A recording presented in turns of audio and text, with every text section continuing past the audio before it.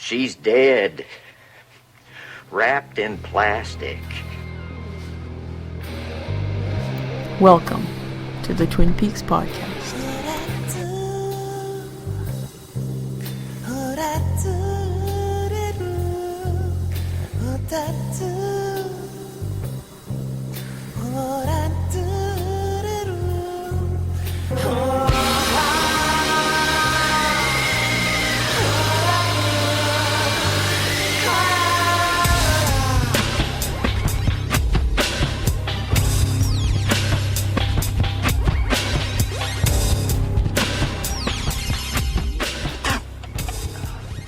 Damn good coffee. And hot. Would everyone please take a seat?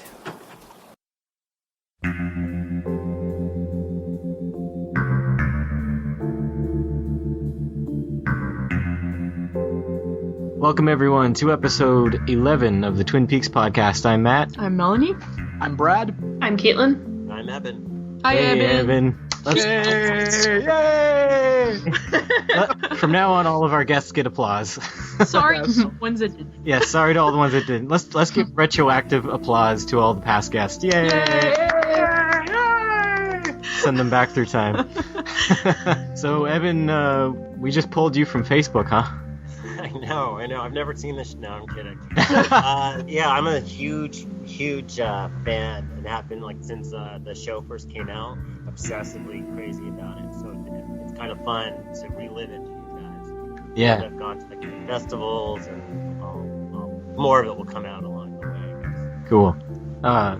Yeah, so our original guest had to drop out. Yeah, I posted on the Facebook group for a last-minute guest host, and Eben, I think you joined that day, and then you're like, ooh, me. I've been listening to you since you started, though, so. Oh, okay.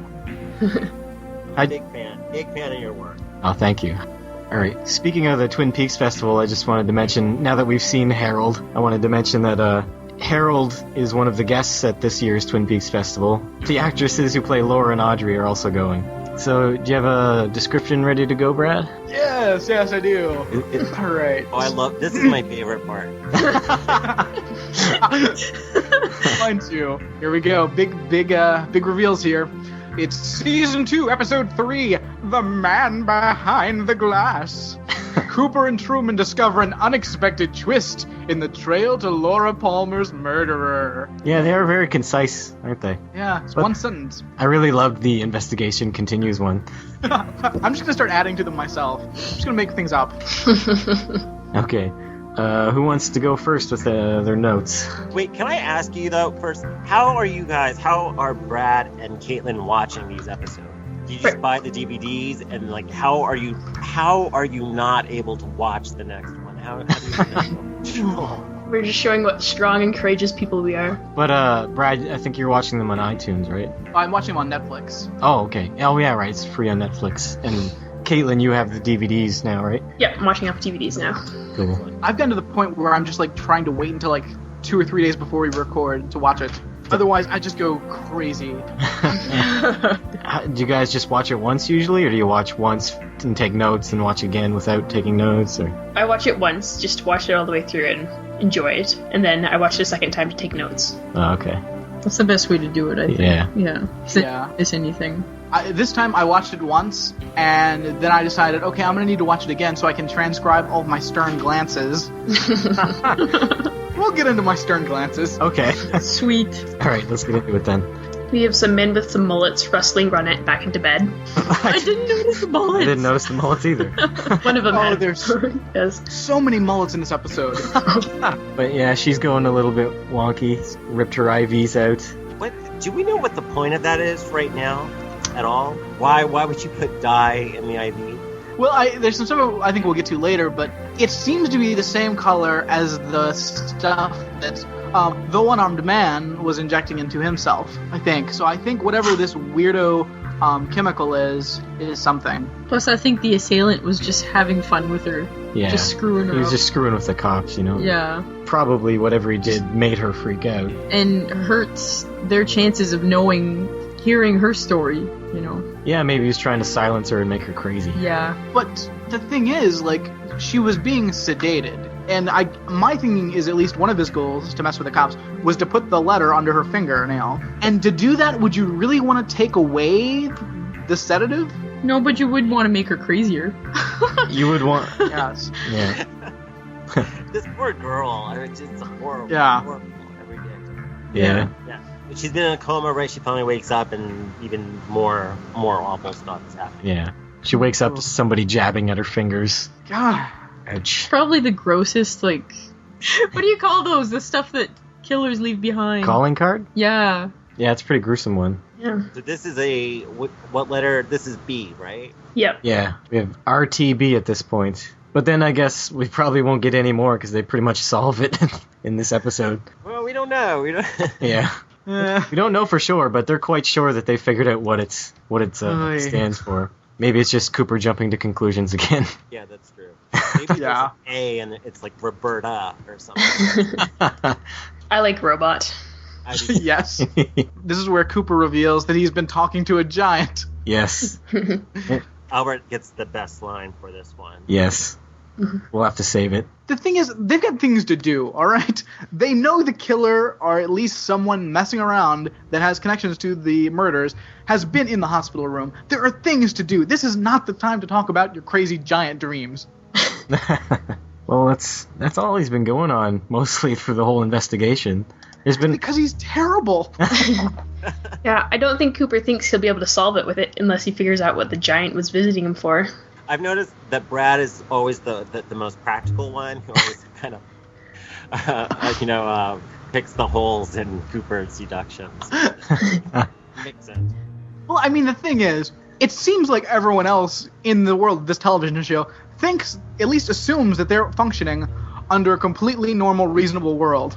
And granted, crazy magical things are happening, but there's no reason to believe someone that says there's crazy magical things happen because there's no evidence of that yet. Cooper's just so charismatic, they can't resist. Oh, I hate him. It's not on your team. No way. Hawk all the way. I like the fact that Cooper's telling both Harry and Albert about the giant at the same time, because you can see there are two very different reactions towards Cooper. Yes. I agree. Truman is more the person to kind of accept and go with this, and Albert's always the cynic. So it's kind of nice to see. I like the combination of Truman and Albert together. I think they play off one another well. I like having them both in that scene, and Cooper confiding to both of them. I would still much rather see a Cooper and Albert spin-off show. Just the two of them. Yes. And another character that comes in later just, in the series. Or just Albert, and then Cooper would guest star once in a while. Just an Albert. Yeah. Can you imagine a whole episode of Albert's quips? That'd be great. It'd be awesome overload. We have Harold revealed. First impressions on Harold, Brad and Caitlin. He's kind of cute. Oh, really? A little bit. He's got a mullet. He kind of does. His is more stylish. Were you expecting someone older? Well, last episode when Matt was like, "Are you expecting an old guy?" I'm like, "Oh, well, I guess not anymore." Damn. Matt! No specifics. No specifics. Lesson learned. What do you think of him, Brad? It's interesting. I think there's a lot there. I don't know. I'm still trying to figure it out. There's something off besides the fact that, he's a weirdo shut-in. Yeah. But I don't know. I'm not sure. What is this necklace thing he's wearing? What is that? I think it's a little magnifying It's glass. like a little monocle thingy, Yeah. That's right. Okay. For looking at his precious, precious orchids. But he's also got the creepy old man suspenders and old man pants. Yeah, the corduroy pants. I have that in my notes. Suspenders, question mark, exclamation mark. What do you think of that character, Eben? Just from this first episode. Just from this first one? Well, I can't remember why, because I wasn't surprised that he was old. So maybe it was in a commercial or something. So there wasn't much surprise. I think, and I'm like, oh, that's the guy from Electric Dreams, which was this mid-'80s romance comedy about a guy falling in love with, or a computer falling in love with a girl. And there's more just an 80s recall for me. Yeah, I think that's what I thought at the time. And I was like, and what is apple butter? Yes, that was something that I wrote down too. Yeah. I also have some saltines and some apple butter. Or would you like to wash your hands? He's an old man. I'm calling it right now. He's very odd, yeah. Whatever he's doing with these plants, he's creating some kind of weird fountain of youth nonsense. And he's actually like 100 years old. No, but I definitely liked him. I mean, I liked that storyline when it was first introduced because it kind of got Donna away from James and all that. Yeah. I'm a fan of getting away from James. Did you first watch the series when it first came out, Eben? Oh yeah. Okay. Yeah. So I was, and I was like videotaping all of them. I was 15 and I was like videotaping, and then it was like on a Saturday night, and I had like a part-time job, and I had to like program the VCR and make sure like no one changed the channel, and it was a big complicated. Did you ever miss any of them? Well, funny enough, the last episode that you guys just watched, I think I worked till like 9 o'clock or something, and would get home by 10, but I couldn't watch until after, and I noticed, I got home like 10:15 and noticed, like, oh, I'll just make sure everything's fine, and then I turned it on, and like Carol Burnett is on, and that shows. I automatically start freaking out. So actually I had gone like many years without seeing the first like 15 minutes of that episode, so that was back in the day, the worst possible thing that could happen. Yeah, it's tough with a serialized show like this. You need to catch every week. That's my heartache. I remember those days. So yeah, we find out he is the one who sent the letter about the Meals on Wheels to Donna. Bam! I completely forgot, but yeah, you were right. That's what Brad was right? Yeah. Yeah. Yes, I was. Don't rub it in our face, Brad. Victory! I'm 1 for 5,000. We'll see how many of your other theories turn out to be correct. So, Caitlin, you don't find Harold creepy, or?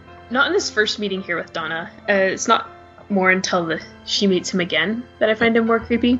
At this point, I think he's kind of harmless, and he just seems like, he just talked to Laura a lot. And, yeah, but in the later meeting, which we'll talk about later, he seems definitely much more creepy. Okay. I think he's my favorite new plot device. Yeah. He's your new favorite plot device? Of all the newer things that we've gotten lately. One of my least favorite things ever is in this episode. What? The Just You wasn't your least favorite thing ever? No, well, that's not a story. Well, no, that's not a storyline. I meant one of my least favorite story threads is in this episode. I'm sure. Begins in this. I'm sure it is. I'm sure. And I think it's coming up very soon. There's so many. Did you guys notice how Donna wasted no time in snooping around as soon as he left the room? Full detective mode. Yes. That's what a junior detective does. And of course that letter sticking out of the bookcase is very suspicious. It is, but still, who are you, Donna, to go around snooping through people's things? She's like my grandmother. So do you feel like he's kind of hitting on Donna, or is that's just his way of talking? The first thing I thought when he started mentioning all the stuff he knew about Donna and how, you're just as pretty as she described, I thought for some reason that Laura was wanting to set him up with Donna. That's awesome. Nice. I think they go well together. I agree. Oh, right, because Donna was always kind of just tagging along, right? Yeah. Just trying to get rid of her. She had to take like Laura's scraps, like Mike, I guess. Mike is a scrap. I guess, I don't know. You guys remember Mike? I remember that guy. Vaguely. I miss him. I remember a mullet. Okay, what's next? Harry's using a wrench. There was a really interesting segue into like the next scene. You see, it pans to Harry with a wrench using the wheel, or tightening the wheel on a chalkboard. Oh. Where they're figuring out what RBT means. They don't use that much, the chalkboard, I guess. You have to set it up. They had still had it disassembled from when they had it in the woods. Yeah. Probably sent Hawk to go retrieve it from the woods. They get him do everything else around there. It's true. Yes. So they're closing in on Bob. They got the circle there with Miss Palmer, Coop, Ronette, Maddie. They've all seen him. Psychic link, apparently. I didn't remember them finding out about Maddie. I'm like, when did that happen? And then Cooper mentioned something that, like, really quickly. And I love that. Spot recall, blah, blah, blah. I'm like, what? Oh, right. Miss Palmer called She called? Hey, Agent Cooper, by the way, Madeline saw that guy. No, it's in a dream. What? Yeah, she had a vision. Twice. Okay, bye. Okay, thank you. Bye. Yeah. Okay, bye. I'm gonna go scream some more. You know, this reminds me of like Unsolved Mysteries when they tell you about an unsolved mystery where they use a psychic to help them solve a crime. It's kind of like that. So Albert explains everything. Explains that Cooper was shot by James Bond. Exactly. Right. A gun, right? What did I say? Odd job. Odd job used James Bond's gun. Albert gets a lot of good lines in this part. Yes, he does. And he always looks so proud of himself every time he cracks a joke. He's like, hey, that's right, I said it. The B was cut from a Flesh World magazine. Cooper shot with that certain kind of gun. Walter Truman DPK. Yeah. Did Truman ask him again what issue, or did he just give Cooper? Because this was one about poodle enthusiasts. Yes, clubs. Yeah, poodle enthusiast swingers clubs. I think I heard Harry say, "Oh, that's a good one." He looked at Cooper with like an arched eyebrow. Or Yeah. something like that. Oh yeah, you know what I'm saying, Coop.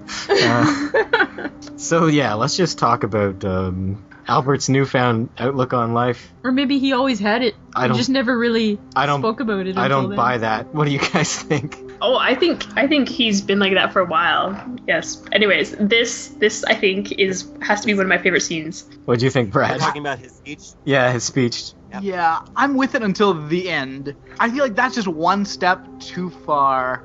Because I like the idea that he's, yes, he's cynical and he makes fun of things. I can go with the fact that he's, peaceful and he's against violence and that's why he does his job. But the extra little love step is, I don't buy it. Yeah, Too much. The first couple times I watched this, I took him at his word. I'm like, wow, that's a fun thing to learn about him. I didn't think that. But this time watching it, I think he's just saying this to get out of a fight. I think he just doesn't want to get punched again. So Yes. he's like, I reject absolutely aggression, revenge, and all this stuff. He's like, you're aggressive all the time. You are nothing like Gandhi. Yeah. You are nothing like Gandhi and King. At the same time, Harry, why does Harry only have two modes? Crazy angry aggression and barely in the room. Yeah, him jumping on Albert at that point was totally uncalled for. He totally lost it. But he has been swallowing his anger. Yeah. He let it out once, but then he kind of kept swallowing it after. I actually love this part, and I do love, and I know, I like it. It's one of the things I like about the show. It reminds me of like when we saw Audrey crying when Leland was dancing. Remember? Yeah. At that, or like Bobby crying at the psychiatrist office. Like when we find a new layer to the characters that we already know, and they still retain the same characteristics, yet there's something kind of deeper, a new level to them. Yeah. And I'll bring out a little tidbit of trivia. I got really geeky and went through Wrapped in Plastic, which is if you guys don't know, a whole magazine devoted to this. Sweet. They interviewed Miguel Ferrer, and he talked about getting the script for this part and just loving it and running up to Mark Frost's office and saying, thank you, man, that's awesome. So I don't know. I know people are on the fence with this one, and I tend to like this moment. I do like this moment. I found it hilarious, but as for the character, I think, I don't buy it. I think he's just trying. Well, you did point out quite a few things just now that I'm like, oh yeah, you're right. He doesn't do any of those things. Yeah. Right. It is within his character, though, because he is always sarcastic, so maybe he was just trying to, be sarcastic about the whole thing again. Maybe. And just get out of a fight at the same time. But it's evidenced even more when he leaves the station. He bumps right into James purposefully. Right. Like he's like, I reject. Which I love, and I love that it's to James that he does it too. Yeah. I reject all these negative things. Out of my way, James. Show. But as soon as he leaves, that's when Cooper says to Truman that Albert's path is strange and narrow, difficult one, right? Yeah. Like that. So, I buy it all. I love Albert. I agree. I think we're seeing what's truly at his core. And if you think about it, when he first came to Twin Peaks, he had his run-ins and he seemed to get a lot more angry. But then as we saw him later, he seemed more resigned and just resigned and laughing at, what was going on. He's not totally on the same page as these people. He sees the world in a different way, but he's definitely has a lot less aggression than at the beginning when we saw him. And I really think that this is what he truly is trying to be about. Right. He's the city slicker, and he's just aggressive by nature. But I think, at least at this stage, I think we discover he's got he's a good guy. All right. James is free to go. Stay out of trouble, James. Who thinks he's going to stay out of trouble? Crickets. He's not even trying to get into trouble or do anything. He's just doing things. Just stop doing things, James. Go home and stay there. Dumb. Let's just say it. He's just... Oh. I'm going to say it again. Yeah. Later. We'll say it again. Yeah. Do you think... Wait, this is actually a good point to ask. Do you think the character's just dumb, right? I mean, Yeah. He's not a great supposed character, to be dumb. right? I mean, I don't think... You think he's supposed to be dumb? Yes, because even Laura said he's sweet. Oh. He's just so dumb. Oh, good. Okay. Yeah. And she's right. She's very right. I don't want to get spoilery, but yeah, I agree. Then Lucy's working on a little project that Coop gave her. And, Yes. This is a great scene. Yeah, I love when Hawk rolls in and is like, oh, don't worry, I used to be pretty good at this. What? What were you doing? Well, if you notice, she was figuring words out with like a Scrabble board and letters. He's probably like the old Scrabble champion of Twin Peaks. What can he not do? Not much. He's not a braggart. He's not a bragger. No, he's not a braggart. Coop gives Lucy thumbs up number 9 at this point too. Oh, I didn't count any thumbs up. I wasn't counting thumbs up. There's only one in this episode, so we're up to 9. We're up to 9 in the series. Okay, and then enter Dick Tremaine. Is this your hated scene? No. Oh, okay. I thought maybe this was. No, I like him. I like him here. Yeah. Yeah. Yeah. Well, this is our second new character, right? We've got Harold, now we've got Dick. We've got him. So we've got 2 new characters now. Yeah. So what did you think of his appearance and the tone with him? He does not fit in with Twin Peaks at all. Well put. I'm surprised he lives there. Yes. Now, my question is I know we play with a lot of soap opera cliches here, which I love. And I love the fact that it's this weird, nebbish, very homosexual, but at the same time still playing that weird old-timey game of, no, he's just the fancy man. Yes. He's the dandy. Yeah. He wears a lot of plaid, right? I think I counted 3 different types of plaid on him, and an S. There's something that I always love about having characters that are clearly flamboyant homosexuals before it was okay to have flamboyant homosexuals on television, where they are just the ridiculous dandy, and it's just kind of a little bit of a wink and a nod, but they're clearly not homosexual. The actor there, yeah, I looked him up a few minutes before we came on, and he's been in a lot of soap operas. Yeah. Even the first time I saw him, though, he did look familiar, and I looked through his IMDb resume, and I didn't really notice what I would have seen him from, but... Same here. He has that... a lot of soap operas? No. You probably did with your mom when you were little. Yeah. I was sick at home with a lollipop, and with my mom. No. I think he's very good. I think the actor is very good. Yeah, I just don't know... For me, especially when I watched it, 100 years ago, it was very off-putting to me for the tone so far. It seemed like the first jarring thing that seemed different. I do like that we're getting a little bit of a Lucy story going on, more than her just being angry at Andy. This time she's angry with Dick. Yes, she is. We were watching a David Letterman interview with her, and she mentioned how, to her, it felt like she was on a whole separate show, which was just the Lucy, Andy, Dick, and Truman show, or whatever. It's just like... she's just in that little office, and she doesn't really have connections to the rest of the show, it seems like. She's mostly there, I think, for comic relief. Mm. And she would also be the one, like, when Twin Peaks would go to a commercial, she'd be the one, be like, Twin Peaks, I'll be right back. Yeah. Right. Yeah, I think some of that stuff's on the DVD. You could call, a Twin Peaks hotline or whatever, and Lucy would answer, and her and Andy would, give you clues about Laura. Oh yeah. Yeah. 'Cause I actually wasted a lot of money. Awesome. It's only like $1.99 a minute. And my mom would be like, "What the hell is this?" You know. Like, yeah. And they would just be kind of like recaps, like things that you would. Yeah. It was really just a way to keep you on the line and keep getting more money. Yeah, those are on the DVD for free now. Well, not for free. You have to pay for the DVD, but special features. Awesome. I like the whole like Hawk disapproving of Dick Tremaine. I though. love Hawk's face when he's looking at him. Like Dick's trying to speak to him, he's just got this disgusted look. Yeah, like, oh, I can't believe you, like Lucy. Like, what the hell, like Robot. Prohibited. Prohibited, right. Yeah. And the no smoking. Yeah. I love that. Yeah, it's like, how can you not see the sign? Oh, you're too busy looking at yourself. Yeah, he was staring directly at the no smoking sign, but he was looking at himself. Yeah, and then he starts smoking. All right, so let's move on to Leland pops in. He really does just pop in. He's like, hi. At least he didn't pop in singing this time. What'd you guys think of that? Just in my notes, I've got Brad ! With a lot of like should be excited, squirrely makes an appearance. Indeed. This is as close as we get to him this episode, so I had to be happy with that. I just want to I want to know what this means. I'm so confused. Okay, well, I'm glad you're confused. Do you have any speculations?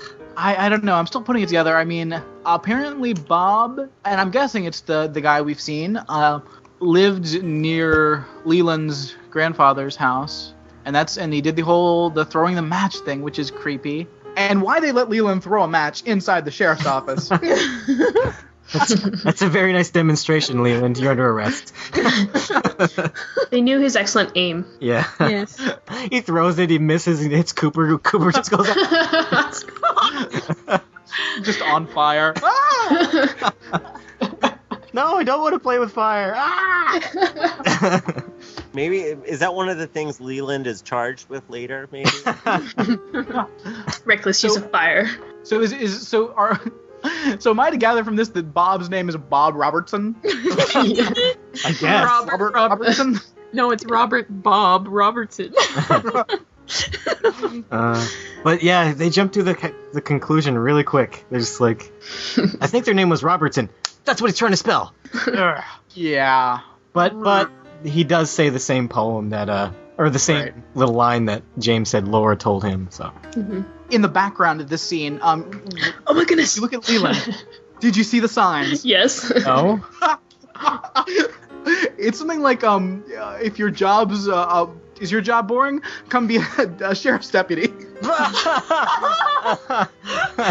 They're actively trying to replace Andy. Yeah. Somebody needs to do a screen cap of this and post it on the Facebook group.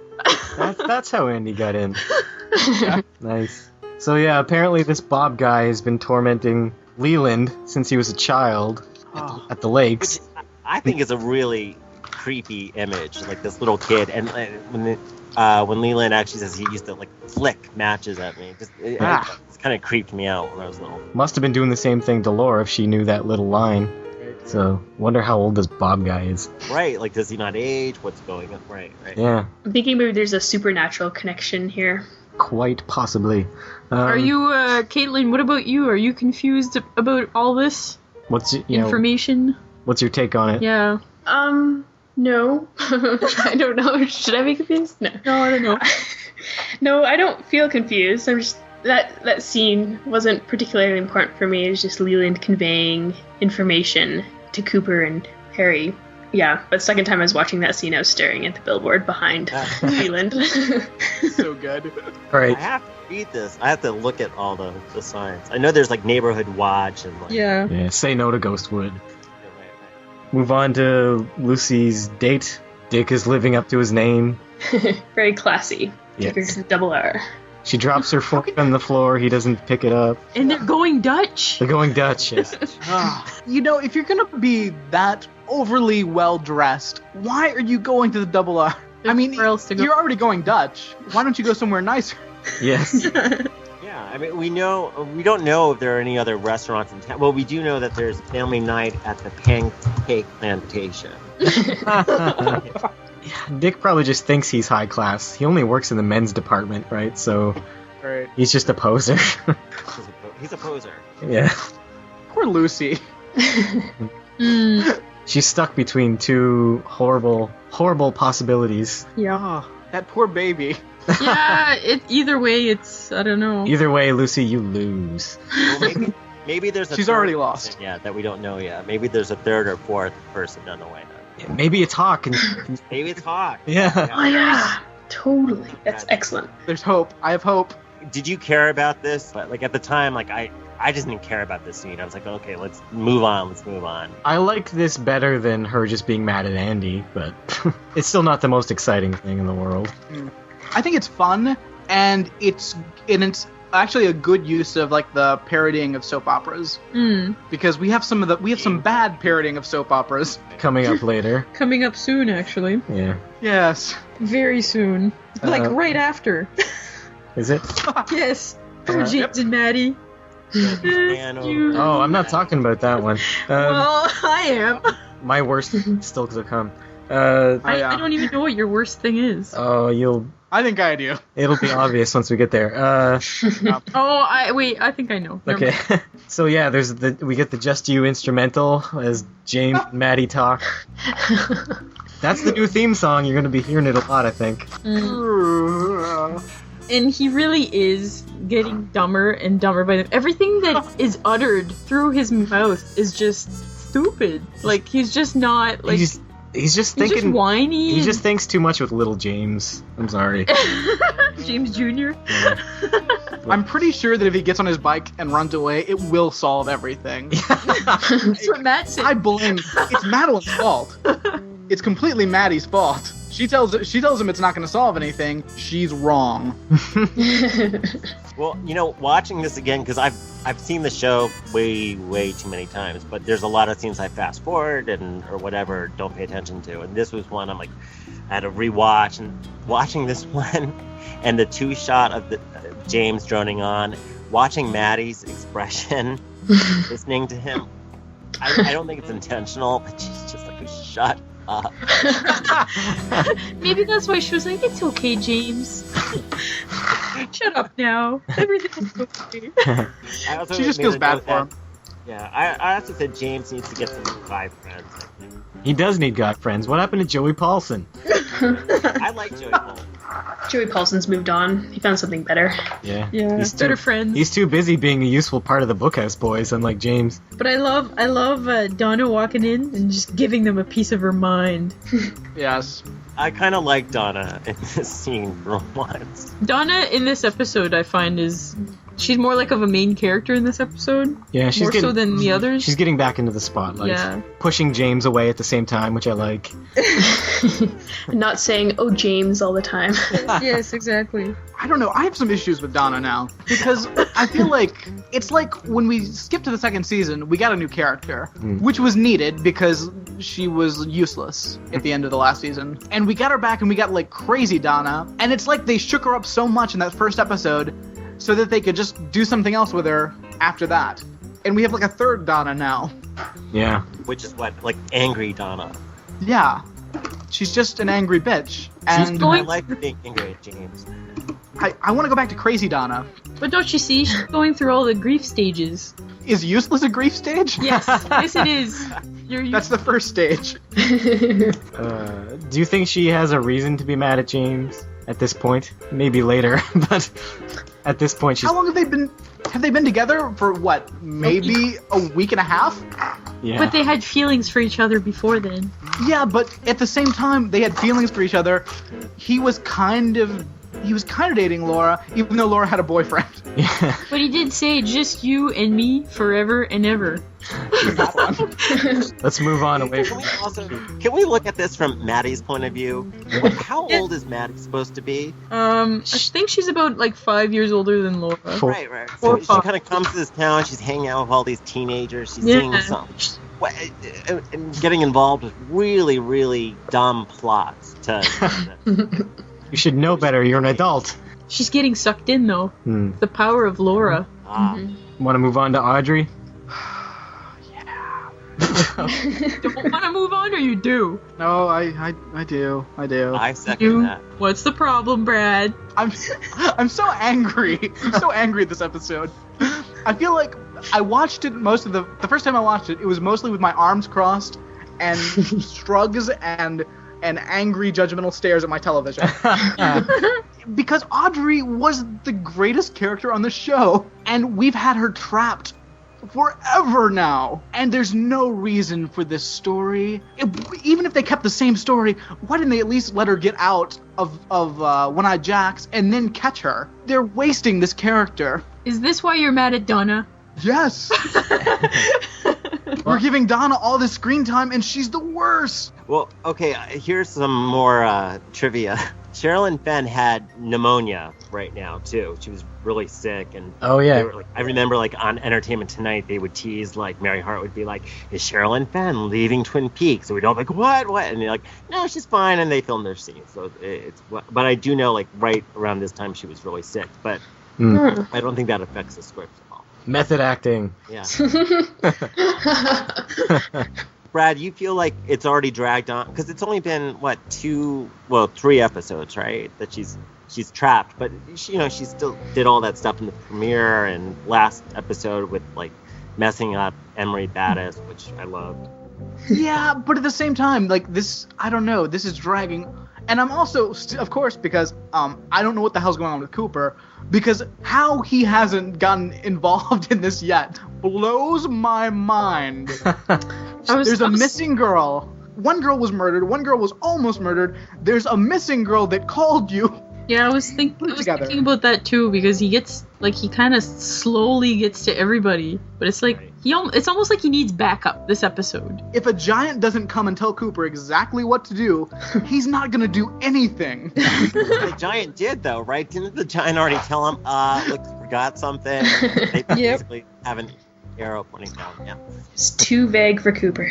But I can also I can suspend disbelief and be with, like, Audrey has been up to now, from, like, everyone who knows her, has been, like, the girl who cries wolf and plays games and all this stuff. So she's not taken seriously on that aspect. So I can understand why they're structuring it this way. I don't like it, but I can understand it. I don't like the idea of Audrey being helpless, which is what she's become in this season. Right. Yeah. Anything else on that? Oh, well, should I also talk about that? I'm with you, Brad. Audrey is hands down my favorite character. Oh. Yay. Is she your favorite character, Brad? One of them? Well, I mean, of course. Yeah, one of them. Of course, she's on the team. Yeah. Bob is my dog. I'm always going for Bob. I mean, that's number one. Yeah.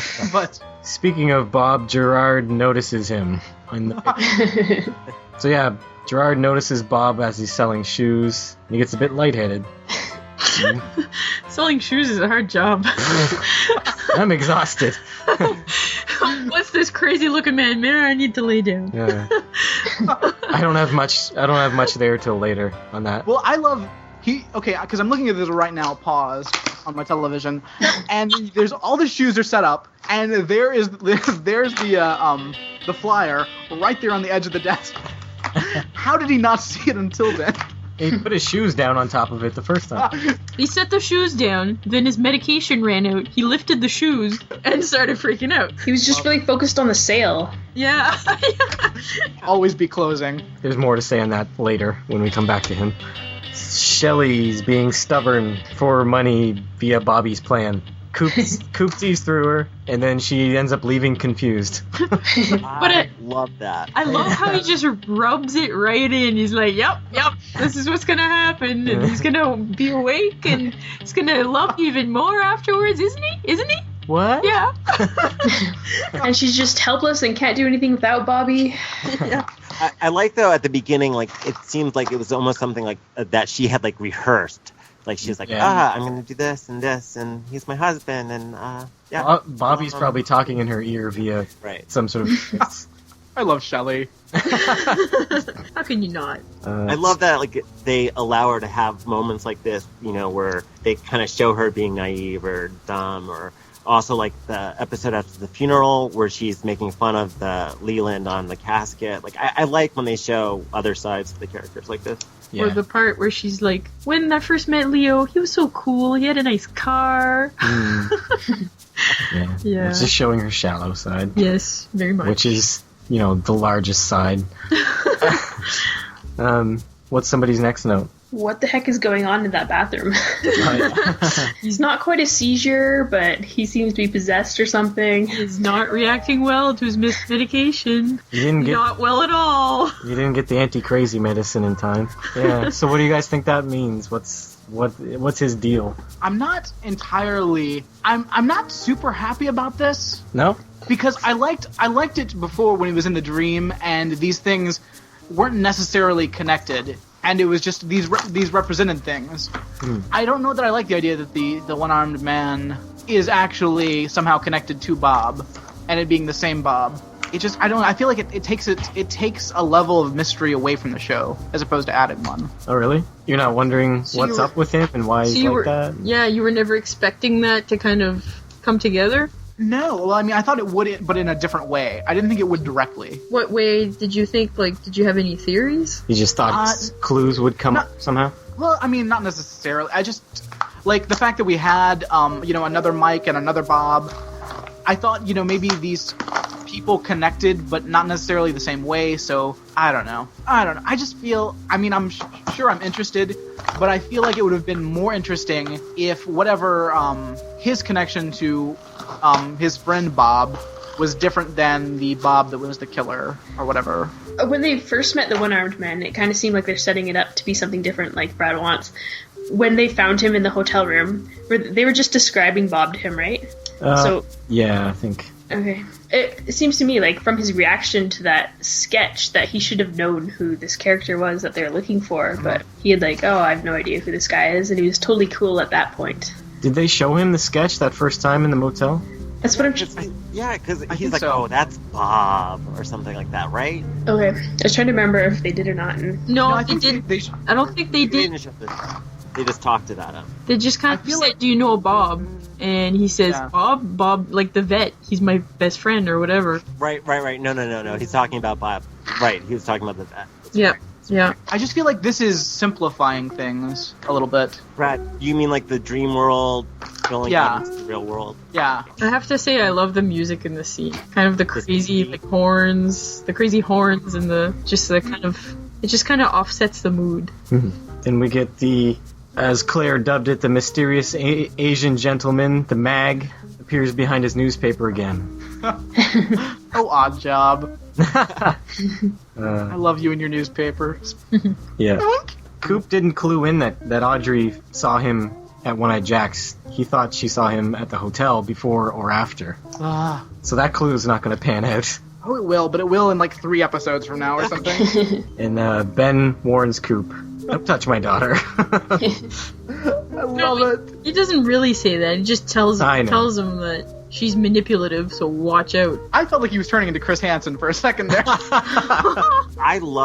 This is really the first scene between Ben and Cooper, right? Their first one-on-one scene, and I like this dynamic. I like Richard Beamer, right? That's who plays him, and yep. I like this kind of the Ben Cooper Audrey triangle a lot. I like Ben and Audrey's relationship, the power struggle, and I like that Cooper's caught in the middle, and I think it's a lot of fun, and I think they play it really well.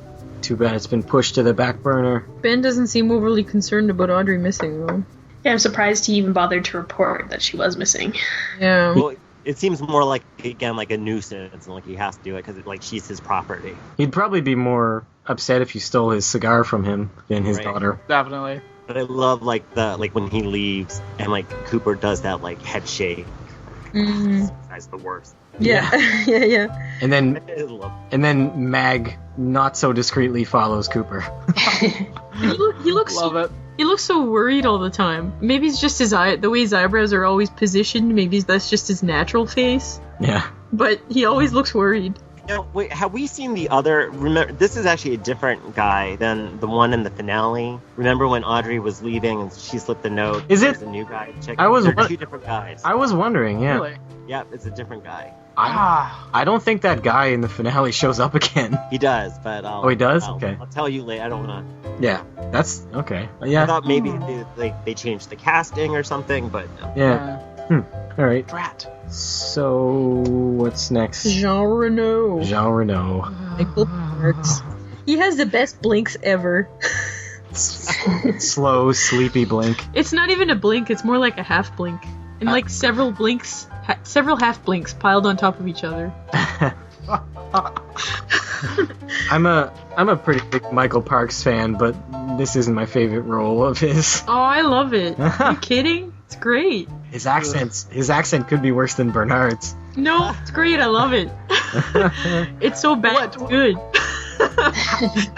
How do you not love a slightly Cajunish, nondescript, quasi-Franco foreign accent? Nobody knows how to do a good French accent. Nobody. Yeah. You have to be French to do a good French accent. I'm sorry. Well, what do you think about yet another Renault brother? They're like the How many? They're like How many? They're like stormtroopers, or well, here's a new one. Yeah. They just hide them under the floorboards. This one's even worse than the last one, right? Yeah, you don't kill them. You'll make them stronger.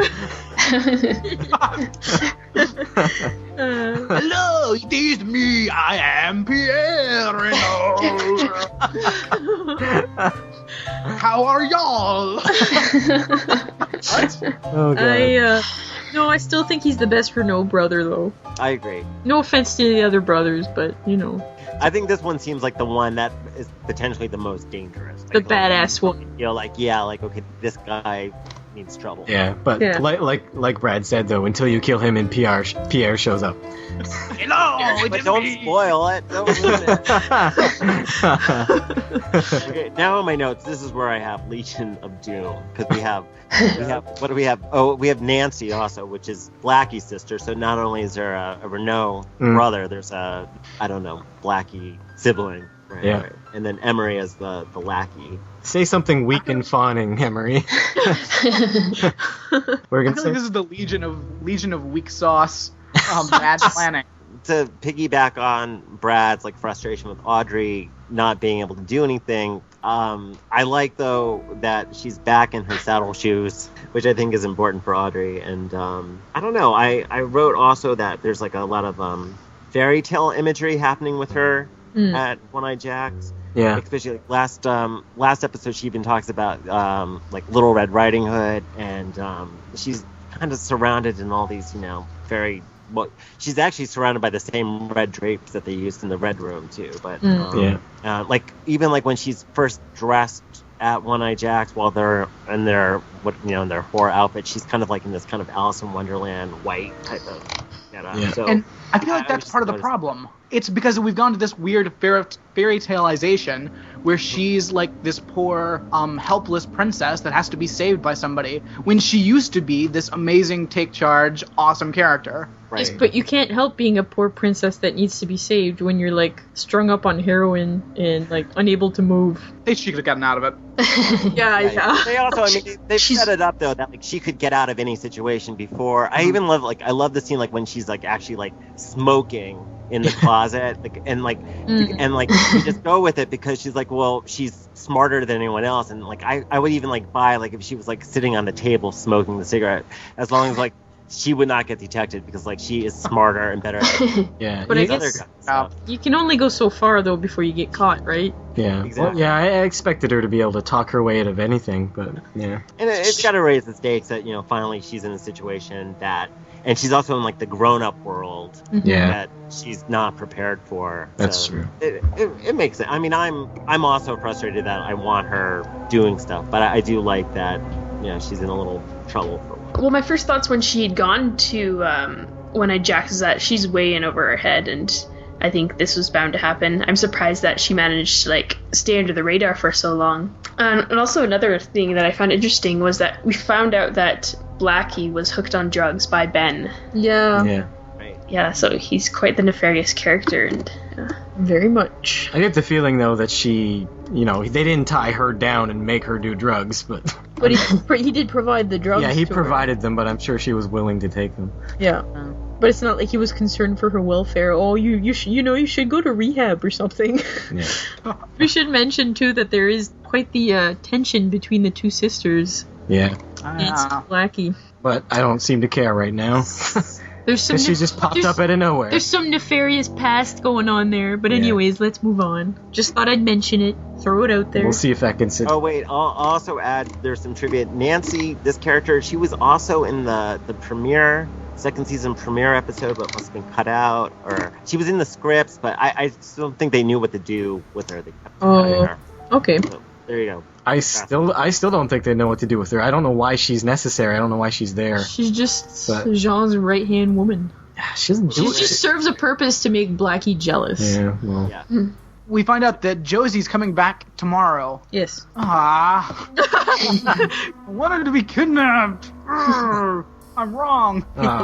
You win some. You want her the one to be strung out on heroin. Yes. Yeah. That would be great. So at some point Hawk comes in on this. Yeah. And Hawk has done all this research. He's found out where the house was. Yeah. He's found out who lives there. He's done all of this. Again, Hawk does everything. Yes, that was my note too. Hawk busy at work researching while Harry and Coop eat donuts. I can't say it enough. This podcast has given me a new appreciation for all the minor characters who just do all the work. Definitely. So I have that in my notes too. Hawk does everything. You tend to forget it, watching, because it's not even like a plot point really. He just kind of comes in, gives information, and goes. But you stop and think about it, like, no, he's doing all the work for you guys. He's doing everything. What has Harry done ever? He just kind of agrees with Cooper. He hid behind that door that one time. Made it kind of hard for Jacques to shoot him. And this is also when Cooper finds out that Gerard has been there. Cooper keeps referring to him as the one-armed man. He has a name. That's and he just keeps saying it. That's exactly what I said. He has a name. You know it. You know his name. He just wanted to... It's offensive and it's demeaning. He's just prejudiced against amputees. No, he was just trying to be cool and reference The Fugitive. Nobody runs around calling Cooper crazy Mr. Waste Our Time with Shenanigans guy. But that's too long. It would take too much time, right? Yeah. Gerard, one-armed man. The one-armed man. Yeah, that without chemicals he points, that was the one clue that the giant gave him. Like, how does that even make sense? I can't even imagine a way that makes sense.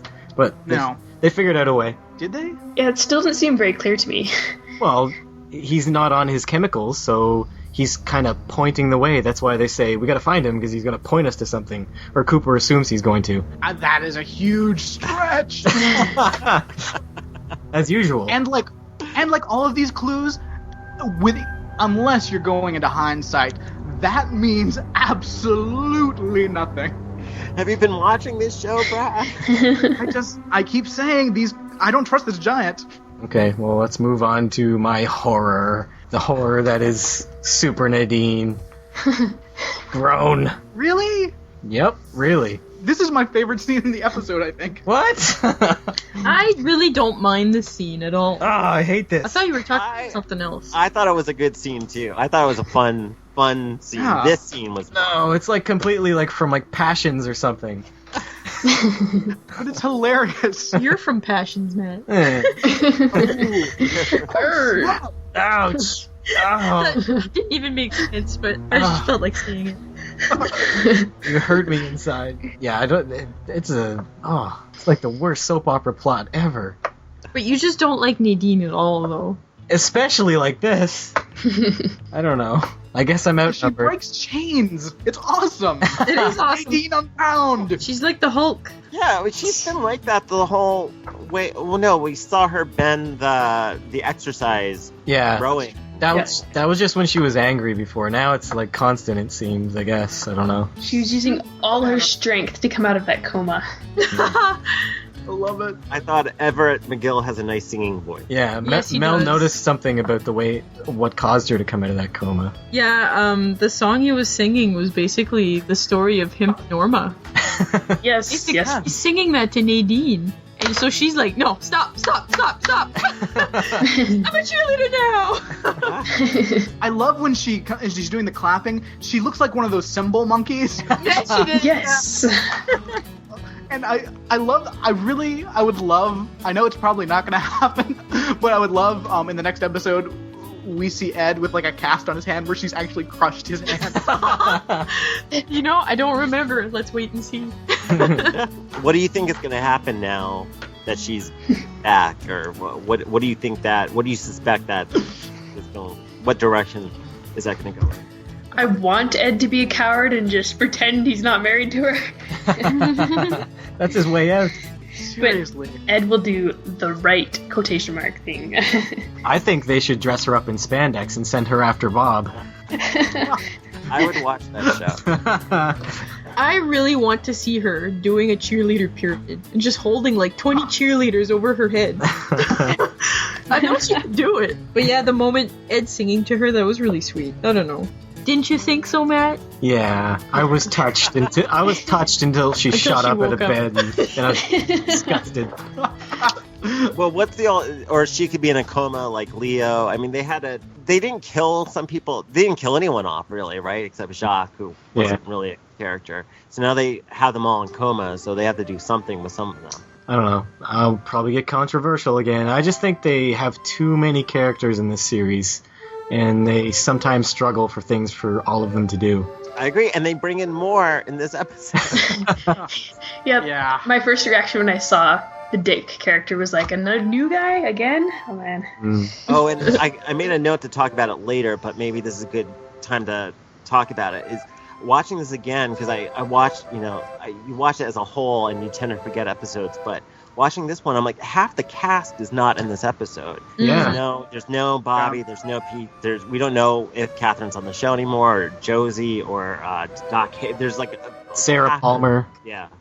But even like half of the ones that are like contracted and like in the opening credits aren't even in the show. Yeah, Andy. Yeah. Norma, Doc Hayward. Doc Hayward was in it for a sec, but. Oh, was he? Yeah. So and like Ben only has one scene, and Shelley only has one scene. Audrey's a mute, and Bobby's noticed. a lot of Donna and Jade. Anything else on Super Nadine? Love it. Okay. I think you and Brad should have an arm wrestling match All right. about this. Or rock, paper, scissors. Let's go right now, Brad. Rock, paper, scissors. What'd you get? Scissors. Aha, I beat you. I picked rock. Yes, convenient. You could have What does the cheated. winner get? Shut up. But why did we record that 5 times? So let's move on to Jacoby. Oi. Having a luau or a hypnosis luau. Yeah. I've got creative Kahona healing. Yes. Well, it seemed to work. I think this is awful. Oh, I like In what it. way? I think it's a bad idea. It's bad writing. It takes up way too much time, and it's completely unnecessary. But didn't you like how they showed how Harry is weak-minded when he was like falling asleep? That was my favorite moment. Yeah, he's succumbing to the hypnosis. The problem I have with it is, someone remembering something from hypnosis is already super sketchy. It is. Totally. And to use it as evidence is almost completely ridiculous, if not impossible. Third of all, I don't think he could see who killed Jacques from where his bed was. Did it show his bed in the It's kind of at a in the weird, episode weird where it angle. happened? I think it was at a weird angle, not placed handy to where he could see all this happening. But maybe he had an out-of-body experience. I like how hypnosis and out of body experience. Yeah, we throw everything in there. Yeah. Well, I like how what woke him up wasn't the fire alarm; it was the sound of tape ripping. Yeah. And the other thing is, like, okay, let's say that he somehow did see Leland kill Jacques. That's great. They can go question. Well, we'll get to that later. But Yeah. the whole hypnosis thing is way too much to remember this. I feel like he could have just had like a dream and woken up and remembered what he saw. But to do this whole hypnosis thing, I feel like takes so much time, this whole scene, that unless they bring it back later and someone else gets hypnotized and we're just setting that up as a thing, I feel like this is a huge waste of time. There are some other things that Jacoby mentions when he's under. His mind immediately goes to the park where he's like, that's where he smells the burned engine oil. So I think that's something they might bring up. Before, when they questioned him, he said they asked what he remembered about that night. You know, the night Jacques was killed. He said he smelled burned engine oil. Before we thought that he remembered it from the killing of Jacques, but now we've clarified that it was before when he was in the park. Yeah. Okay. Do you like his wife? Yeah. Random. she's very pretty. Other character. Not sure how that works. She lives away from him in Honolulu, I guess. Or... She's just a concubine, I think. Yes. Then we get Back to Donna. Donna talking to a rock. Ugh, bitching at a rock. No, she's talking to Laura's corpse. We need to talk, Rock. Yeah. I didn't write much about that. She just goes off on Laura. But, there was an owl observing the entire thing. Yes. Right. So the evil Legion of Evil has their spy cameras set up over... Well, I wrote here that I actually like Donna here. I like her kind of doing something that's not with James, and I kind of like her confiding. I also like that Laura's a character here. Like, just by the tombstone, I like the presence of Laura. Yeah. I like that. It's almost like they didn't bury you deep enough, and that she kind of reaffirms again that this show is all about Laura and people orbiting as satellites around Laura. I also, I like how she admits that basically her and James's relationship is based solely on solving Laura's problems. That's pretty much the basis of the relationship. Which is not much of a relationship. But, by TV standards, you go with it and it's fine. But oh, yeah. It's the best relationship ever. But I just wrote that I actually kind of like Donna here as well. Yes, I agree. Yeah. That it's not just the Nancy Drew inane bumbling. I also put a note that here you can actually see that Laura's born in 1972 to 19 obscured by flowers, so that you can't. I think you guys have talked before about it. It's supposed to be set in 1989 and then switches to 90. I think I personally just like to forget all of it and just it's set in its own world and we don't think about any of the dates. That's how I. But 100 years from now, 1972 is not going to mean much. Dates are hard to keep track of, especially when you only cover one day at a time over every week in your show. Look, guys, I watched 60 years of Lost. There are some things I learned that I can't forget. Anything else there? No, just that I can tolerate Donna, and I like angry Donna. James's mommy came home. Hold up. James walks right into the Palmer's house. I want to start there because this is where I was starting to go insane. There's no knocking. There's no ringing a doorbell. There's no Leland goes to answer the door. James walks right into the Palmer's house. I thought it was Donna's house at first until Leland walked in. Yeah. Maddie's sucking on a pencil or something, right? Or she's doing a crossword or something, right? Something. Can I interject with this one? I think this is a funny story. It was cut from the episode, but they actually there was a scene filmed with James's mother. His name is Colleen, and she's really into poetry, and she's just an alcoholic. But the scene was shot for the first season, and they cut it because there just wasn't time in this character. So they reused the footage again for this episode and cut it again.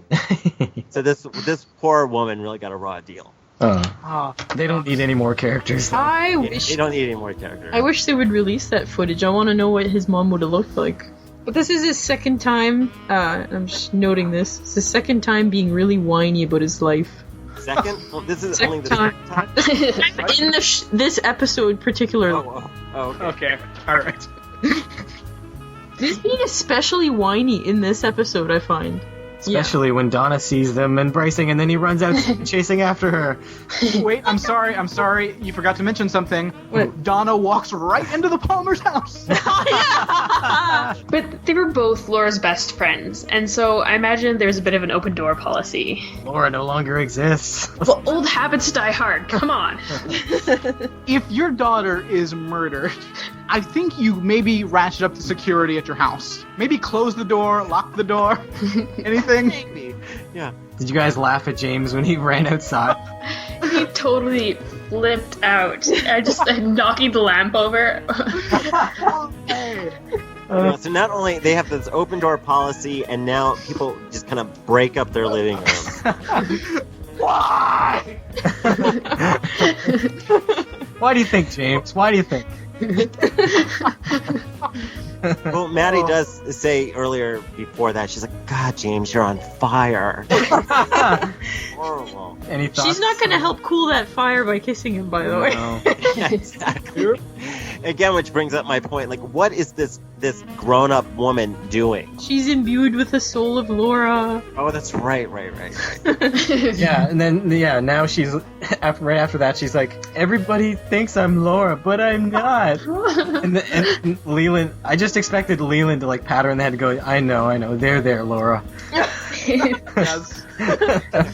Well, I think, okay, so back at more of my geeky tidbits. During the first season, especially when she came out, there were a million trillion theories, and so many of them were about how Madeline was really Laura, and I think they were so sick of hearing this that this is their final, like, little thing, like, no, she's really not Laura. You know, I just think there was so much, because, you know about, like, her characters, like a hybrid of the two characters from Vertigo, where... Yeah. You know all that. Okay, you can look all that up. But there was so much of this that I find, like, this is finally written and like, no, she's not Laura. I love how Leland tries to comfort her, and he's like, there. Now, if only life could go back to those summers at Pearl Lakes. Those wonderful summers when that strange man was flicking matches at me. Before you were even born. Love it. What glorious summers. Do you guys think Leland's mellowing out? Is he becoming less crazy finally? I don't know if he's thinking of that as a good memory. No. He didn't really do anything crazy though in this episode. I think he's just It's losing. an evolving crazy. He'd get arrested. That was for something he'd done previously crazy. He's losing his steam now. Yeah. Where's Sarah, by the way? She's on vacation. Good for her. Speaking of Leland getting arrested, did we notice that Cooper and Harry just walk into the Palmer's house? But Harry doesn't decide. The door was open. Yeah. The door was open, we walked in, just hoped you weren't naked. Stop walking into the Palmer's house, everyone. We didn't even see them walk in, they just appeared. Yeah, they kind of just materialized. But, so they arrest Leland. Donna goes to Harold. Harold is really lame and too trusting. And what was that stupid thing he said that Laura said about Donna? Donna, Madonna. Manana, there's always manana. What's that What mean? does that mean? Nothing. What? Like, there's always time, I think. It kind of angered me to hear No, that. isn't Manana tomorrow? Yeah. Oh, okay. I think he's just saying, cheer up, the sun will come Yeah. up tomorrow. That's apparently something Laura always said to Donna. But it's stupid. Worst thing to say ever. It is. Yeah, Laura, maybe I'm really upset. I'm really upset about all my problems. Please help me, friend. Laura. Donna, there's always manana. Or Coke and go to One-Eyed Jack's now. You want some Coke? It'll solve all your Wait, problems. I've got a tutor, do Meals on Wheels, go to Johnny Horn, go to One-Eyed Jack's, do some Coke, see James, see Bobby, and I don't know what else, but yeah, she had a lot. See Leo. I'll get to you tomorrow, Donna. Okay, I was a little curious about this diary thing. And, okay, either he's lying about the whole thing where he has to stay inside and he's actually Laura's stalker, or Laura gave him an old diary of hers. So this caused me to actually go back and watch the very first episode and look at the color of the diary. And in the first episode, it's red, and in this diary is green. No, this diary is red, and in the pilot, it's green. Yeah, because the book that they put out is supposed to... Oh, yeah, so you're right. Yeah, okay. And the cover of that book that they published is red. Yeah, and in the first episode, they were trying to open it, and there was like a clasp, and that Cooper just broke open. Yeah. Who has an extra diary? Somebody who has secrets. Well, it's not extra diary. If she's writing this so often, like every day, then she's bound to use it more than one. Maybe she finished her diary and started a new one. Well, Okay, that's better for me because I've got because just from hearing about this, I always thought, and at least I've imagined it, that she had like a fake diary, and then there's the real secret diary that we're just now getting. Like the ledgers. Well, what's so wrong with that, Brad? But the one That's we saw crazy. in the pilot, like, it just had the one in the first episode that they found was just like kind of like really like meaningless tidbits, right? I don't like asparagus. Right. Yeah. Yeah, This one's got the juicy stuff.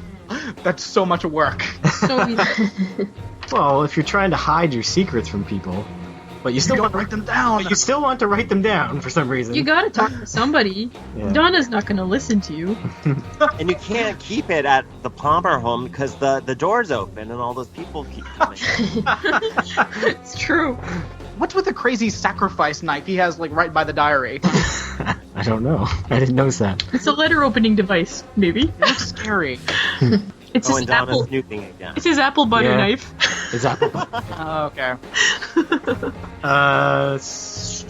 Ratings is next, I guess. Oh, yeah. I'm gonna give this one 8 out of 10 anti-crazy vaccines. It's a good episode. I didn't love it. There's extra characters introduced that, I feel the show has enough already. Doesn't really need any more, but I don't know. I'm never good at explaining why I give it what I give it. I'm gonna give it 7.5 white tigers out of 10. Wow. I think a lot of these scenes were not extremely interesting. Like, there were just a few like riveting scenes, but a lot of them were just to convey information. Do you think it's some more setup? Yeah. Do you got one, Eben? Oh yeah, I'll give this one. I'm gonna give it either 6 and no, I'll give it 7 dandy candies. Nice. I remember when this one came out, and up till now, because like I taped all of them and you rewatch them looking for clues. This was my least favorite episode, and I think because of some of the reasons I've already talked about, it's too much Donna and James. I combine them as Jonna. And like half the characters aren't in it, and another character that's not in it is Diane. He doesn't even talk to Diane in this episode. So there's and I wasn't quite feeling the Dick Tremaine. That's the guy with Lucy. Like, it felt too jarring for me at the time. And watching it, like if I watched it as a like one episode after another, I want to notice it. But going back, I think this has been so far my least favorite episode. I still love the show, but this is my least favorite. Okay. I guess I would have to go, I think, 6 out of 10 ascot wearing salesman. Just because I like when we have Leland coming in. I like that Hawk's being a badass. I like the crazy Nadine stuff. But I don't. The Audrey stuff was horrible. The hypnosis thing was awful writing, I think, and I just I don't know, mid-level. Okay. 60s. I will give it a 8 out of 10. Force-fed English caramels. That's dandy candy. When I watched this episode, I had a hard time taking my notes because so much was going on. Like, they kept switching from one scene to the next really quick, and it was just like a lot of information was just coming my way. Mel got physically exhausted taking notes halfway through and had to finish it the next day. I've been physically exhausted lately anyways, so yeah. Alright, let's all just do one quote each, just to save time. Yes. I'm gonna go with handiwork of Leo Johnson, currently appearing at Calhoun Memorial as Mr. Potato Head. You gotta get those Albert quotes in there now that he's left. I've got one. Because I don't think there's a lot of good quotes in this one. Yeah. But I don't think this is intentionally funny. If it is, it's brilliant. But when Donna first meets Harold and she leaves, she goes, "I'll be back." And Harold, after a beat, goes, "I'll be here." I think it's pretty brilliant. Okay. Did I do something to anger him? Not that native people don't have enough reason to be angry per se. Probably the most racist comment.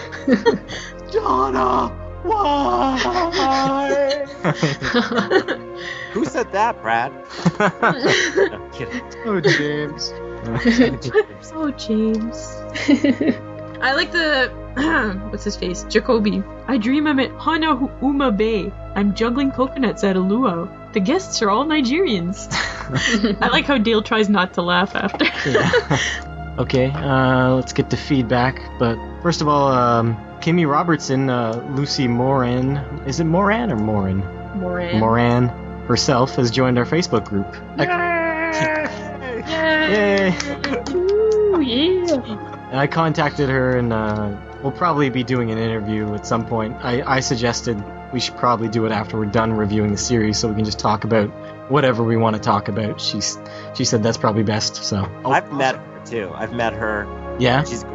Yeah, she's really great, and I think she'll be a great guest for you. Awesome. She goes on a lot of the Twin Peaks Fest. She's been a guest there a few times, hasn't she? Oh yeah. Yeah. Also, Mark Frost, series co-creator, is following us on Twitter. Yeah. Woo! Nice. Yeah. Woo, yay! Now we Yeah. have to get David Lynch on the. Yeah. But Mark Frost. Let me call him. Yes. Have him on speed dial. Stephanie from Potential Cast was she mentioned to somebody on her Twitter that they should somebody who was watching Twin Peaks that they should listen to our show along with it, and Mark Frost retweeted that, and he's following us. So thanks, Mark Frost. Yes, thanks thank you. If you're listening at all. Not that we expect you to. All right. I do. Yeah. Okay. So let's go into our feedback proper here.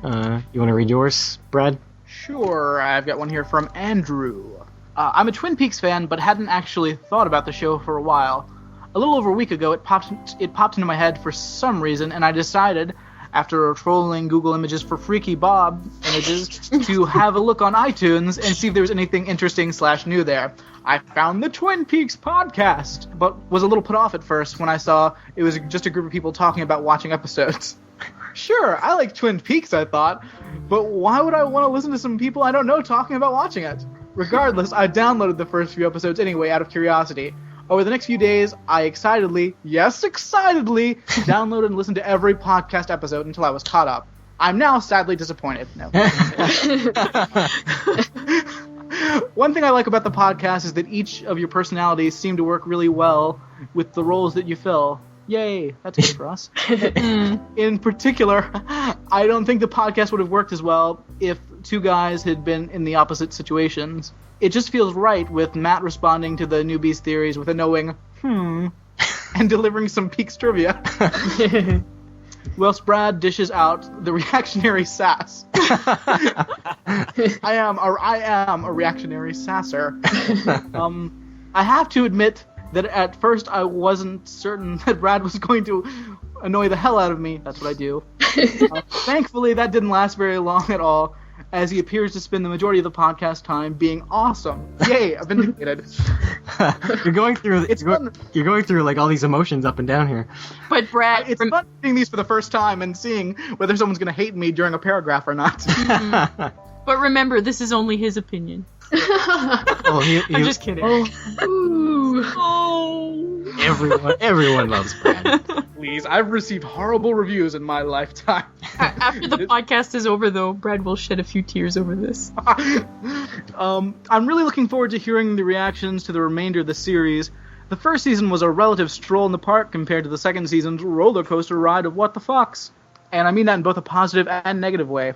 One problem with my blasting through the first 8 podcasts in less than a week is that now I've got to wait between each one. Sad. I think you should be pleased with what you've done with the podcast. I'm not someone who usually listens to fan podcasts, but I enjoy this one an awful lot. Keep up the good work, Andrew. Yay! Thanks. Yay, thanks, Andrew. That was a very nice one. Made us all warm and fuzzy inside. What? Do you get mean ones? Occasionally. Oh. Some people think we hate the show and that we podcast about a show we hate. Yeah, it's kind of sad. It is. Do you want to read this one, Mel? Sure. This one is from Eric Diaz. Beginning to tell you guys for a while. I'm gonna. Maybe I'll read it instead. It just works so much. You know, if I don't have to focus on making my English really good, it just works so much better. Wait, what was funny? All I heard was Mel speaking. Yeah. Okay. That was it. Yeah, I'm sorry. Yeah, this one's from Eric Diaz, and he says, I've been meaning to tell you guys for a while what a great job you're doing on the podcast. Twin Peaks has been my favorite TV show since it premiered, and watching it with newbies is a guilty pleasure of mine. Introducing new friends to TP is something I always eventually do. Their reactions to the show is a personal litmus test for me on how well we'll get along. Wow. And now I get to watch it with newbies every week, and I love it. I'm posting a couple articles I wrote on Peaks, the first one on the 20th anniversary, and the other one on the recent art show in LA earlier this year. Mild spoilers in both articles. Keep up the good work, guys. It's from Erica Diaz, and he posted those articles on the Facebook group. Thank you, Eric. Thank you very much. You get the one I sent you, Caitlin? Yes. Okay, so episode 3 of season 2. I can't remember my opinion of this episode from the first time I viewed it, but I didn't find it very entertaining second time around. Lucy's new boyfriend Dick doesn't really add much to the series at all. The scenes with the two of them are some of my least favorite in Twin Peaks. The episode is, however, propped up in the first 10 minutes by Albert's scenes, especially his revelation that he leads a Gandhi-esque lifestyle. Aha. Other than that, the episode continues on with the inevitable romantic exchange between James Love Rat Hurley Wow. and Maddie. Meanwhile, Donna begins to fall for Harold the recluse. Does she have the worst taste in guys ever, or what? So what's your take on Harold's position in the Twin Peaks stories? Why has he got Laura's diary? Nadine awakens from her coma and has regressed quite a few years. Again, this is a story that I was pretty indifferent to, and I'd imagine it was cut from the Twin Peaks fan edit edition. I'm sure it was. More important developments do come up concerning the one-armed man and the link between Leland and Bob. I'm guessing this will already have been discussed at length during the podcast, but I did think this was quite a crafty plot twist at the time.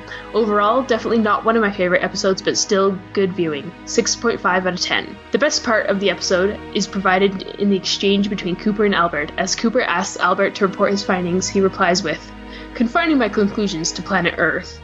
Yes! One other notable quote came from Truman. "Albert, you get the picture. Truman, even got the frame." Oh, that was Cooper who said that, not Truman. Yeah, Cooper says even got the frame. Truman's not that witty. No, he's not. And that was from Stuart Everson. Yes. So let's get into Claire Laffar's email. Yay! Okay, hi all. Okay, let me start this by saying something that I have had to hold in since this podcast began for fear of spoilers. Deep breath. I love Dick. No. Tremaine, that is. As a friend of mine who is a huge DC Comics and in particular Nightwing fan will agree, shouting "I love Dick" and "I can't get enough Dick" can often lead you into all sorts of trouble. But yes, I love Dick. He is one of my favorite Season 2 characters, though I am often not such a huge fan of the use of the character. I would agree with that. I love his toothy grin. I love his eyebrow licks. I love his quirky intro music. True that. Most of all, in this episode, I love the way he says, "Craigers, A lot of Dick love happening here. I've waited so long and he's finally here, heart. Anyways, Dick aside, back to the episode in general. This is another one that has a feeling of dread throughout, particularly with the intense opening scene and Audrey riding the white tiger in One-Eyed Jacks. I love it. Did you guys see the orderly at the beginning trying to restrain Ronette? His mullet would have put all other mullets to shame. He's the king of mullets, and he has an awesome mustache. He is also back to restrain Nadine later. Speaking of which, oh Ed, you are my favorite singing Hurley. Can we enlist him into the bandstand of angst? Yes! It's true, James didn't take after his uncle, for sure. For realsies. Albert is clearly a James Bond fan. His eyes lit up when he was able to demonstrate his Bond trivia knowledge to Harry and Coop. His declaration of love to Harry is my favorite speech from the entire series. Harry's WTF face is the icing on top. What was that little moment between Hawk and James at the sheriff's station? Why was Hawk rubbing James's arm? Was he expressing his approval of James and the Scoobies' debut single last week? I really like this song. Oh, James. Oh, James. They've already added it to the Double R's jukebox by the sounds. I love the poster on the wall behind Leland while he's talking to Cooper about Bob. It says, "Is your job a bore? Not anymore. Be a deputy sheriff." Yes. Maybe this explains how Andy got the job. Mag is...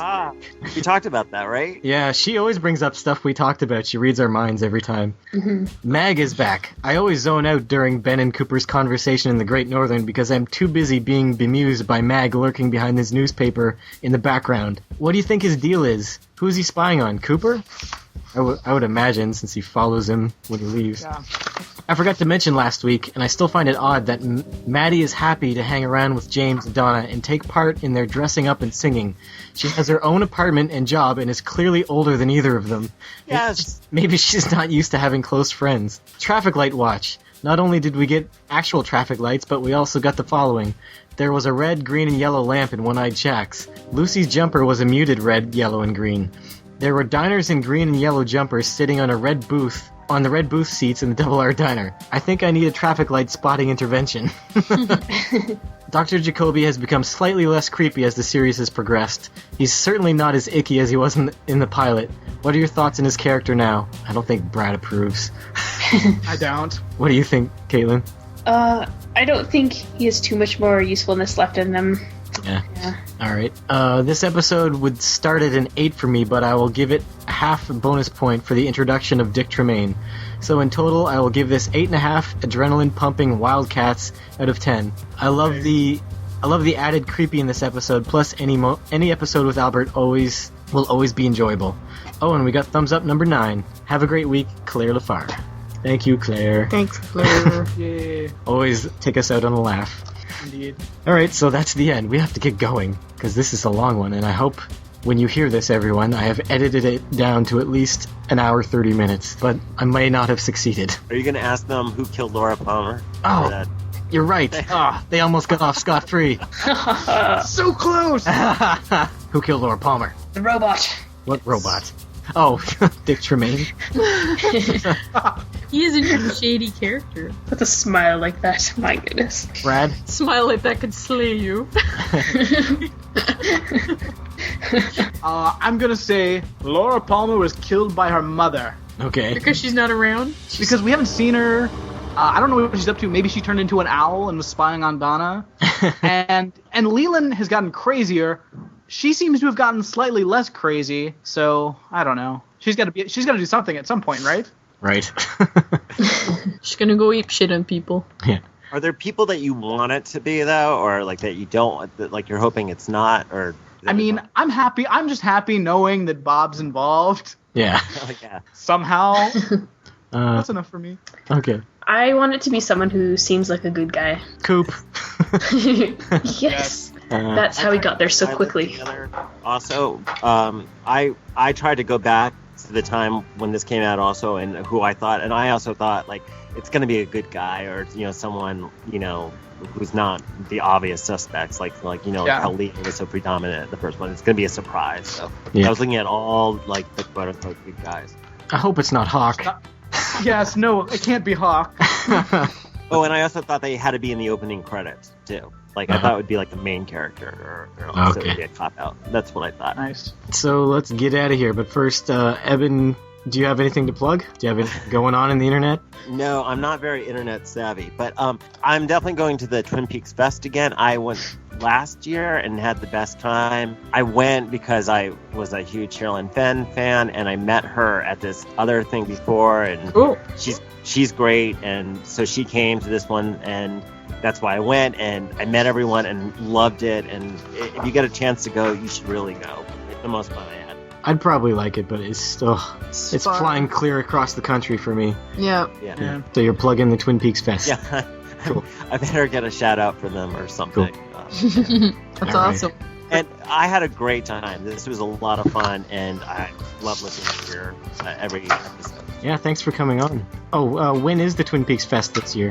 Oh, it is August 5th, Okay. 6th, and 7th. It's usually 3 days. They go to Seattle and screen a film. Last year, they did the pilot. The next day, they have and they do like trivia contests and like cherry stem tying, and then like you know, the guests will talk and they'll meet with people, and it's a lot of fun. And you go around and you see where they filmed everything. But All right. So, and you're gonna spread the word about us when you're over there. I'm gonna tell everyone I know. Okay. Definitely. Cool. Thanks. Yeah. Nice. All right. That's the end of this one, everyone. Episode 12 is next. Have a good week, and we'll see you next time. Bye. Bye, everyone. Bye. Farewell. Thanks for listening. Check us out on twitter.com/TwinPeaksCast. Search for the Twin Peaks Podcast group on Facebook.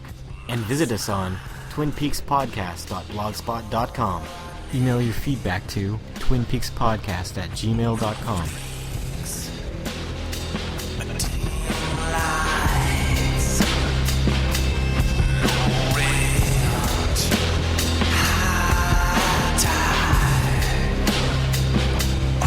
Springs, spin change.